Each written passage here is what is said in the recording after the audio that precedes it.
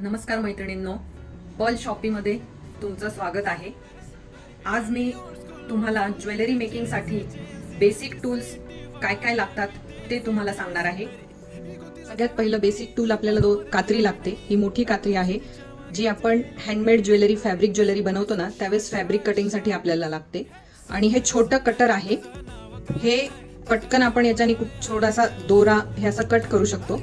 तर हे छोटं कटर येतं, हे सुद्धा आपल्याला गरजेचं आहे. पुढचे टूल्स आहेत. हे कटर आहे, याचे एजेस खूप शार्प असतात. हे आपल्याला कटिंगसाठी लागतं. हे बघा, मी तुम्हाला दाखवते. हे नुसतं प्रेस केलं तरी सुद्धा कट होतं.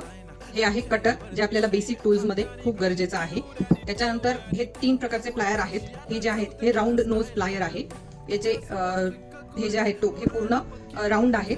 आणि हा जो आहे हा फ्लॅट नोज प्लायर आहे. हे फ्लॅट, हे प्रेस करण्यासाठी आपल्याला उपयोगाला येतं. आणि जो सर्कल आहे राऊंड नोज प्लायर, हे कुठल्या आपल्याला वायरला राऊंड शेप देण्यासाठी उपयोगाला येतं. बघा, आता ही वायर आहे, याला तुम्हाला राऊंड शेप द्यायचा आहे, कानातला अटवायचा आहे, झुमके अटवायचे आहेत, त्याच्यासाठी तुम्हाला हे लागणार आहे.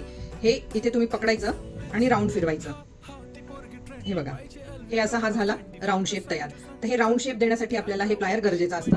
आणि फ्लॅट नोज प्लायर काय करतं, हे जे आहे हे आपल्याला प्रेस करायचं आहे.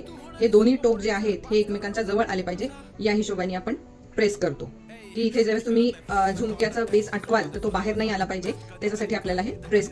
त्याच्यानंतर पुढचं आहे होल पंचिंग प्लायर. याला होल पंचिंग प्लायर म्हणतात. हे बघा, इथे हे पॉइंट दिलेला आहे की जेणेकरून आपण जे MDF चे इयरिंग्स किंवा फॅब्रिक ज्वेलरीमध्ये इयरिंगसाठी आणि पेंडेंटसाठी जे MDF वापरतो त्याला पंच करण्यासाठी. आता हे इथे समजा तुम्ही ठेवलं आणि पंच केलं की त्याला होल पडतो, म्हणजे इथे तुम्ही इयरिंग्स अटकवू शकतात. अशा प्रकारे हे होल पंचिंग प्लायर आहे. हे कटर आहे. हे फ्लॅट नोज प्लायर आहे आणि हे राऊंड नोज प्लायर आहे. या 4 गोष्टी आपल्याला बेसिक ज्वेलरी मेकिंग मध्ये लागतात.